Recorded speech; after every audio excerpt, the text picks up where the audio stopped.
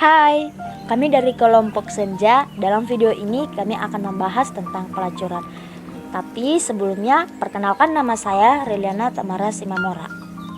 Saya Nadia Tesalonikali.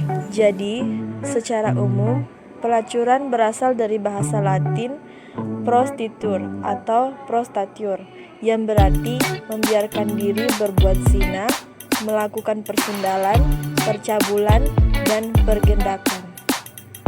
Adapun contoh kasus yang kelompok ambil yaitu seorang siswa sekolah menengah atas yang terjebak dalam lingkungan prostitusi, yang dimana rasa ingin tahu siswa tentang prostitusi tersebut. Maka dari itu, karena sudah mendapatkan keuntungan dari prostitusi, seorang siswa itu pun ketagihan akan prostitusi hingga terjebak dalam jerat prostitusi.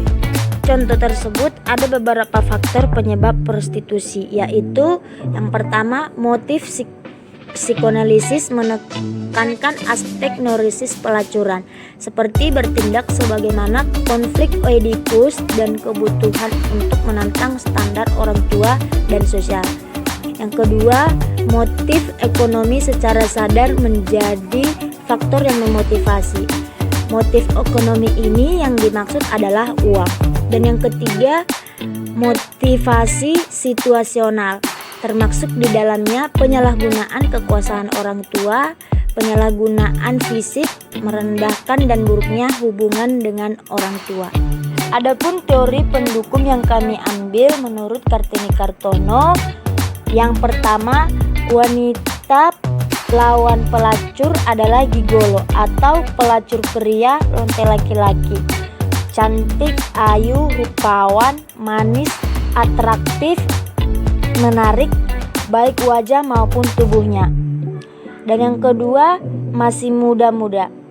75% dari jumlah pelacur di kota-kota ada 30 tahun, yang terbanyak adalah 17 sampai 25 tahun. Pelacuran kelas rendah dan menengah acap kali memperkerjakan gadis-gadis para puber berusia 11 sampai 15 tahun yang ditawarkan sebagai barang baru.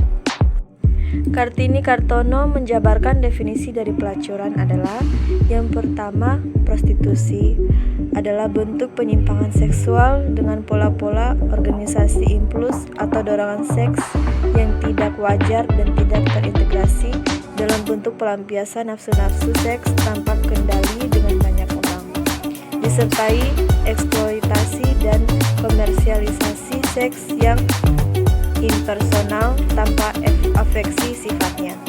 Kedua, pelacuran merupakan peristiwa penjualan diri atau persundalan dengan jalan memperjualbelikan badan, kehormatan, dan kepribadian kepada banyak orang untuk memuaskan nafsu-nafsu seks dengan imbalan pembayaran.